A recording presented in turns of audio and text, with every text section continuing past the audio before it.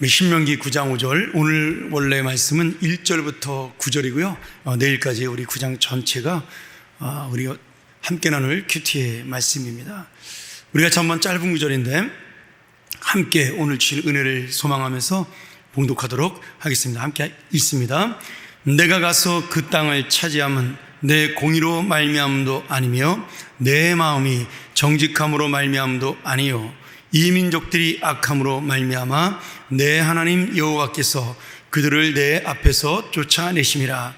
여호와께서 이같이 하심은 내 조상 아브라함과 이삭과 야곱에게 하신 맹세를 이루려 하심이니라. 아멘. 지금 모세는 계속해서 이스라엘 백성들에게 가나안 땅을 앞에 두고 그들이 가나안 땅에 들어가서 어떻게 살아야 하는가에 대한 하나님의 귀한 말씀을 출애굽기의 그 30장 이후로 나오는 십계명의 말씀을 인용해서 지금 이스라엘 백성을 가르치고 다시 한번 거듭해서 권고하는 그런 말씀입니다. 우리가 신명기를 이런 의미로 모세 유언이다 이렇게 이야기하는 말씀이죠. 오늘 보면 이스라엘 백성이 가나안 땅을 차지하는 두 가지 이유가 나타납니다. 이 5절 말씀을 통해서 하나는 뭐냐면 이 민족들, 다시 말하면 가나안에 살고 있었던 일곱 족 속의 악함으로 하나님이 그들을 심판하고 그 땅에 거룩한 나라를 세우기 위해 이스라엘 백성이 그 땅을 정복할 수 있는 은혜를 갖게 된다 이렇게 말씀하고 있고요. 두 번째는 이스라엘 백성이 430년 전에 그 아브라함에게 주셨던 하나님의 약속, 다시 말하면 너희의 후손들이 이제 400년 뒤에 이 땅에 다시 돌아올 것이라고 말씀하셨던 그 하나님의 약속이 지금 이루어지는 그런 놀라운 모습을 우리에게 보여주기 위해서, 하나님의 약속을 성취하기 위해서 이스라엘 백성이 이 가나안 땅을 정복하는 그런 은혜를 만나는 것이다 이렇게 설명합니다. 이 말을 강조하는 이유가 무엇일까요? 이 가나안 땅을 정복하는 것이 결코 이스라엘 백성의 공로나 아니면 의로움이나 또는 그들의 어떤 살아가는 삶이 하나님 앞에 진실하고 정직해서 하나님이 그들을 이뻐서 이 가나안 땅에 들어보내는 것이 아니다 이렇게 지금 그들의 교만과 그리고 가나안 땅에 들어가서 있을 어리석음에 대해서 미리 경고를 하고 있는 그런 말씀입니다. 그러면 앞으로 들어갈 이 가나안 땅은 지금 이스라엘보다 강한 나라, 다시 말하면 오늘 이 본문에 나온 말씀대로 한다면 안악자손과 같은 그러한 사람들이 살고 있는, 거인족들이 살고 있는 그러한 나라였습니다. 우리가 안악자손을 보통 창세기 5장에 나오는 네피림, 그 네피림의 후손이다 이렇게 이야기하죠. 이제 그리스 로마의 신화에 나오는 이 타이탄족, 거인족을 일컫는 그런 말인데요. 그 후손들이기 때문에 그들의 기골이 장대하고 그리고 굉장히 육체적으로 강인한 그런 나라가 있었다 이렇게 하나님께서 말씀하면서 너희들의 힘으로 그들을 이길 수 없고 그들을 쫓아낼 수가 없음에도 불구하고 하나님께서는 하나님의 은혜로 이 안악자손을 몰아내고 그 땅을 차지할 수 있도록 은혜를 주신다 이렇게 말씀합니다. 그러면서 너희가 들어갈 가나안 땅은 지금 많은 장애물들이 있고 두려워할 만한 여러 가지 문제들이 있지만 하나님이 너희에게 약속하셨기 때문에 결코 너희의 능력으로 들어가는 것이 아니기 때문에 그 하나님을 끝까지 신뢰하는 날 너희는 이 땅을 차지할 것이다 이렇게 모세가 이스라엘 백성들을 격려하고 그리고 또 그러니 이 가나안 땅에 들어가서 하나님의 은혜에 감사하고 말씀에 순종하는 이 삶을 살아라 이렇게 권고하고 있는 겁니다. 여러분 왜 이 말씀을 지금 하고 있을까요? 지금 이스라엘 백성들이 민수기 14장에서 그들이 가데스바네아에서 12정탐꾼을 보낸 다음에 돌아와서 10정탐꾼이 그들은 거인이고 우리들은 그들 앞에 메뚜기와 같다 이런 말로 자신들이 그 땅을 정복할 수 없다라고 그렇게 고백을 하고 이스라엘 백성들에게 좌절과 낙심을 주었습니다. 지금 모세가 이 상황을 기억하고 있는 거죠. 그래서 여전히 그 땅에는 이 거인 자손들이 살고 있고 우리는 그들이 볼 때 여전히 멧돼지와 같이 악한 그런 백성이다. 여러분, 하나님 앞에서는 죄인인 백성이고 사람들 앞에서는 무능한 백성이 이스라엘 백성이다. 지금 이 말씀을 하고 싶은 거예요. 그런데 그때는 너희 조상들의 너희 그 1세대의 불신앙으로 결국 가나안 땅에 들어가지 못하고 그들이 38년 6개월을 가나안 땅에서 광야에서 방황하는 인생을 살게 됩니다. 원래는 1년 6개월 광야 생활을 하고 경험을 쌓은 다음에 그들은 거기에서 하나님의 율법을 가지고 가나안 땅에 들어갔어야 맞는 거죠. 하나님의 원래의 계획은 2년 안에 이스라엘 백성을 교육하고 하나님의 말씀으로 그 가나안 땅을 심판하여 거룩한 나라를 만드는 것이 하나님의 계획이었어요. 그런데 그 하나님의 계획이 이스라엘 백성의 불신앙으로 깨어지게 되고 38년 6개월이나 남은 많은 시간 다 합쳐서 40년이나 이 광야 생활을 이스라엘 백성들이 하게 된 것입니다. 그것은 결국 그들의 불신앙과 그들의 악함 때문에 그렇게 된 것이라고. 그러니 이제는 너희가 똑같은 상황에서 이 가나안 땅을 바로 눈앞에 두고 있는데 다시 그 불신앙으로 나아가지 못할 것이냐, 아니면 이제는 하나님의 은혜를 믿고 나아가 그 땅을 정복하고 하나님의 거룩한 백성으로 살 것이냐, 그것을 결단하라고 요청하고 있습니다. 오늘 우리가 이 말씀을 보면서 두 가지의 사실을 좀 기억할 필요가 있습니다. 하나는 하나님의 약속은 절대로 변하지 않는다라는 겁니다. 하나님의 약속은 반드시 지켜진다라는 사실이에요. 시간의 문제이시고 그리고 그 상황의 문제일 뿐이지 하나님께서는 분명히 당신이 하신 약속에 대해서 신실한 은혜로 이스라엘 백성을 지켜주시고 또 우리에게 그 약속을 이루어 주십니다. 저도 제 살아온 인생을 이렇게 뒤돌아보면 뭐 이렇게 여러 가지 어려움도 있었고 그리고 제가 원하는 소원들이 다 안 이루어진 것도 있었다라고 생각이 들지만 어느 순간에 기도하면서 저의 삶을 돌아보면 하나님이 시간마다 이루어진 그런 은혜를 주셨다는 것을 느낄 수가 있습니다. 물론 약간은 제가 원하는 거는 다른 방향으로 이루어질 수도 있지만 그것은 더 좋은 방향으로 하나님이 이끄셨다라는 말씀이죠. 그래서 결국은 기도하면서 주님의 말씀을 기억하면 주님 앞에 엎드릴 수밖에 없는 그러한 믿음으로 나아가는 사람이 된다라고 저는 믿습니다. 오늘 이 말씀도 마찬가지예요. 하나님의 약속은 40년 전이나 지금이나 여전히 동일하다. 내가 너희 조상 아브라함과 이삭과 야곱에게 한 그 약속은 오늘도 동일하다라고 이루어진다라고 주님은 우리에게 말씀하고 있습니다. 또 하나는 하나님께서 이스라엘 백성의 능력으로 지금 가나안 땅에 들어간 것이 아니다. 이 말씀을 계속해서 강조합니다. 이스라엘 백성은 나중에 가나안 땅에 들어간 다음에 모세의 말대로 우리가 뛰어난 능력을 가져서 우리가 의롭고 남보다 더 거룩한 백성이기 때문에 하나님이 이 가나안 땅을 우리에게 주셨다라고 착각을 합니다. 지금까지 40년 동안 모세가 이스라엘 백성을 지켜보니까 이 백성들은 그러한 위험으로 빠질 생각이 많은 백성이었어요. 우리가 읽지는 않았지만 6절에 보면 모세가 이스라엘 백성을 향하여 목이 곧은 백성이다 이렇게 그들을 책망합니다. 여러분, 목이 곧은 백성이다 이 말씀은 무슨 의미일까요?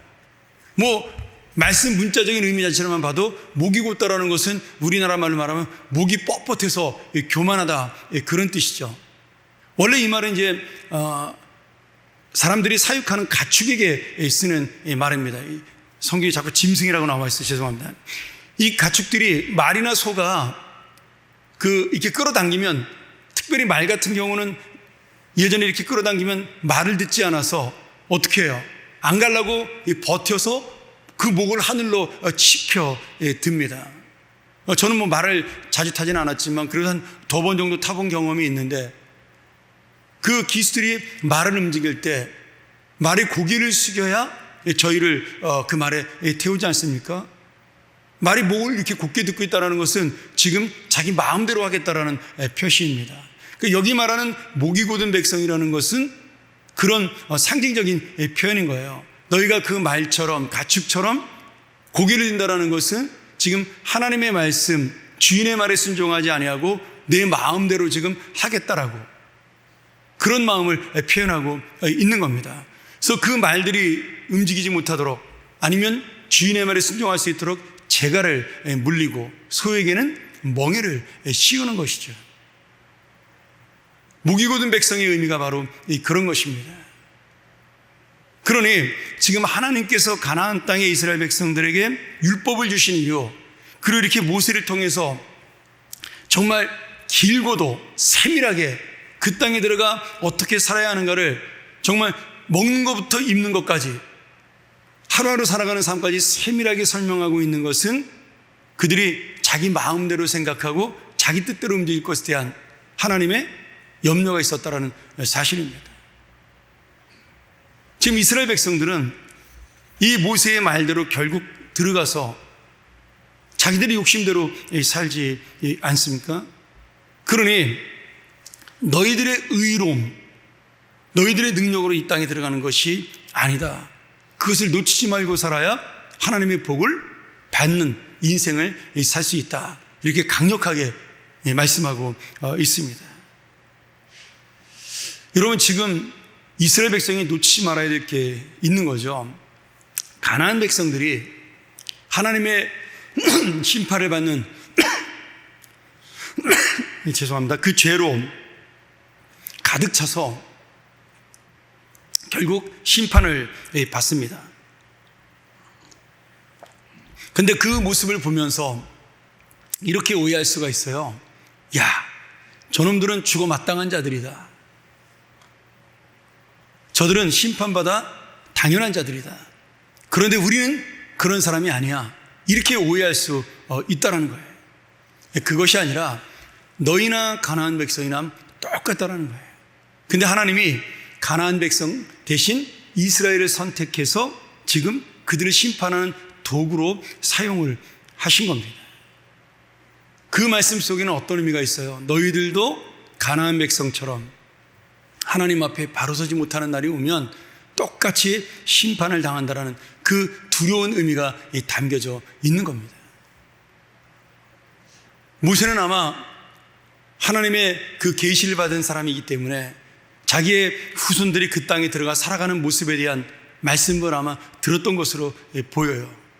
그러니 어떻게든 그들이 정말 가나안 땅에 들어가 하나님의 복을 받는 인생이 되게 하기 위해서 이렇게 거듭거듭 당부하고 있는 겁니다. 24절에 보면 모세가 이렇게 이야기를 해요. 내가 너희를 알던 날부터 지금까지 너희가 항상 하나님을 거역하고 불순종했다. 이렇게 말씀해요. 그러니까 근본적으로 이스라엘 백성은 골칫거리라는 거예요. 죄악의 덩어리라는 겁니다. 여러분, 우리의 구원도 마찬가지입니다. 내가 오늘 이 자리에 있는 것은 우리의 의로움은 1%도 없는 거죠. 아니 0.0001%도 없는 거죠. 오직 하나님의 은혜와 하나님의 자비하심과 하나님의 사랑으로 내가 구원을 받고 하나님의 자녀가 되어 이 자리에 있을 수 있게 되었습니다. 그런데 우리가 놓칠 때가 있죠. 내가 무엇인가 뛰어나고 능력이 있고 아니면 잘나고 인정을 받아서 하나님의 자리에 있게 되었다라고, 그러면서 하나님의 자리를 밀어내고 자기가 그 자리를 차지할 때가 있습니다. 그것이 바로 이스라엘 백성의 가나안 땅의 삶이었고 예수님 시대 바리새인들의 모습이었어요. 남보다 내가 율법을 한 가지 더 지키기 때문에 나는 너보다 더 의롭다. 나는 너보다 많은 헌금을 하기 때문에 내가 너보다 더 큰 소리를 낼 수가 있는 것이다. 내가 너보다 많은 봉사를 하기 때문에 나는 대접을 받아야 하는 것이다. 이것이 바로 이스라엘 백성 그리고 바리새인의 모습이었습니다. 그리고 다른 사람들이 당하는 어려움과 아픔에 대해서 항상 그들은 죄로 정죄하고 그들을 비난했어요. 제가 죄를 지어서 저렇게 된 것이다. 아니면 부모가 죄를 지어서 날 때부터 소경된 거야. 분명히 하나님이 아는, 남들은 알지 못하는 죄를 지어서 저 사람은 중풍병에 걸린 것이에요. 그러면서 다른 사람을 판단하고 그리고 비난하며 스스로 자기의 의로움을 내세우는 그러한 죄에 빠지게 된 것입니다. 오늘 여러분, 우리는 우리가 생각하는 것보다 훨씬 더 죄인이라는 사실을 기억할 때 비로소 하나님의 은혜를 내가 만날 수가 있습니다. 여러분, 하나님은 누구에게나 가나안 땅의 은혜를 주셨어요. 이스라엘 백성에게 믿음이 좋고 나쁘고를 구별하지 않고 그 땅을 모든 백성이 들어갈 수 있도록 허락을 하셨습니다. 그 요단강을 갈라놓고 걸어갈 때 죄를 짓지 않은 사람이 앞서가고 뛰어난 사람이 더 먼저 들어가서 많은 땅을 차지하고, 하나님께서 그렇게 하지 않으셨어요. 공평하게 인구수대로 그 땅을 분배하고 그리고 누구나 공평하게 살 수 있도록 그런 평등 국가를 만들으셨어요. 그 의미는 뭐냐면 하나님이 공의롭고 공평하다는 의미도 있지만 이스라엘 백성 모두가 다 똑같은 죄인이기 때문에 누가 더 낫다라고 말할 수 없다라는 겁니다. 항상 우리는 이것을 잊지 말아야 하는 겁니다. 내가 남보다 조금 더 높은 자리에 올라갈 수 있고, 남보다 조금 더 많은 것을 가질 수 있고, 내가 남보다 조금 더 이름이 알려질 수도 있습니다. 그런데 그것을 통해 하나님께 감사할 조건이 되는 그것이 자랑하거나 그리고 교만할 조건은 아니라는 겁니다.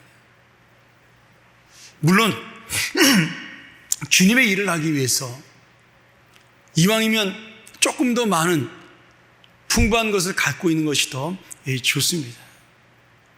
그건 우리의 바람이죠. 그렇다고 해서 하나님이 그것이 없다고 해서 하나님의 일을 이루지 못하시는 것은 아닙니다. 가나안 땅에 들어가는 이스라엘 백성에게는 무기가 없었어요. 그들은 철기 문화가 아닙니다. 청동기 문화였어요. 청동기 문화라는 것은 귀족들만이 그 무기를 갖고 있고 나머지는 다 막대기로 싸웠다는 이야기가 될 수도 있는 겁니다. 그러니 오늘 여러분, 하나님이 이루시는 것은 지금 하나님의 능력이시지 우리의 능력이 아니라는 겁니다. 그래서 그 백성들이 예수님을 찬양할 때 당신이 왜 하나님처럼 찬양을 받냐 그렇게 비난하는 바리새인들을 향해 예수님이 뭐라 그러셨어요? 너희가 나를 찬양하지 아니하면 하나님께서 이 돌들을 들어서 찬양하게 하실 것이다. 여러분, 그 돌이 누구예요? 그 돌이 바로 우리들입니다. 그 돌이 바로 이방인인 우리들이에요. 이스라엘 백성이 그 은혜를 모르고 살고 있기 때문에, 여전히 지금도 그들은 그런 마음으로 살고 있기 때문에 하나님은 이스라엘이 아닌 우리들을 들어서 돌 같은 우리를 사용하셔서 이 땅을 움직이고 계신 겁니다. 여러분, 그렇다고 해서 그 돌이 금이 되는 것이 아니에요. 우리는 여전히 돌입니다. 그러나 다윗의 손에 들린 그 돌멩이 하나가 골리앗을 물리친 것처럼 우리는 돌멩이에 불과하지만 하나님의 손에 들리는 그 순간에 그것이 원수를 물리치는 승리의 도구가 될 수도 있고요, 하나님의 집을 세우는 모퉁이 돌이 되어서 다른 사람을 쉬게 하는 그러한 안식처를 만드는 도구로 사용이 될 수도 있습니다. 그러나 본질은 뭐예요? 여전히 돌인 겁니다. 오늘 다시 한번 그 사실을 우리가 기억하면서 가나안 땅에 들어가 실패했던 이스라엘이 아니라 우리의 나머지 인생 속에 우리는 성공하고 복을 받고 이 돌의 겸손함을 가짐으로 말미암아 하나님의 사랑에 오직 감사하고 충성하는 그런 귀한 주님의 자녀가 되고 또 주님의 사명자들이 되기를 간절히 축원합니다. 우리 하나님께 이 말씀 의지하며 기도하기를 원합니다.